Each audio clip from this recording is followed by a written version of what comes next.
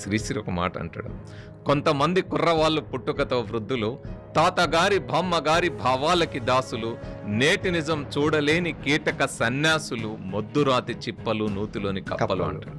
అంటే ఎప్పుడో మా తాత ముత్తాత కాలంలో ఏదో చెప్పబడింది అని అక్కడ ఆగిపోయారు అనుకోండి. మీరు ఆది మానవుల కాలంలోనే మీ భావజాలం ఆగిపోయింది, మీ మేధస్సు ఆగిపోయింది అనుకోండి.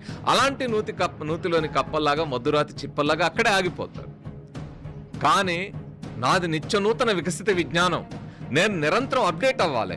నేను నిరంతరం అప్డేట్ అవ్వడం ద్వారా నా మేధస్సును పెంపొందించుకోవాలని, అది జరగాలంటే నేను దేన్ని మూఢంగా నమ్మకుండా ప్రతిదాన్ని ప్రశ్నించాలని చార్వాకులు, బుద్ధుడు ఏదైతే చెప్పారో ఆ ప్రతిదాన్ని ప్రశ్నించడం దగ్గర ఆగిపోకుండా నేను సమాధానం వెతికి తెలుసుకోవాలి అని ఆది మానవులు ఎట్లయితే ముందుకొచ్చారో అక్కడ ఆగిపోకుండా అలా ముందుకు ఎవరైతే వస్తారో వాళ్ళ మేధస్సు వికసిస్తుంది.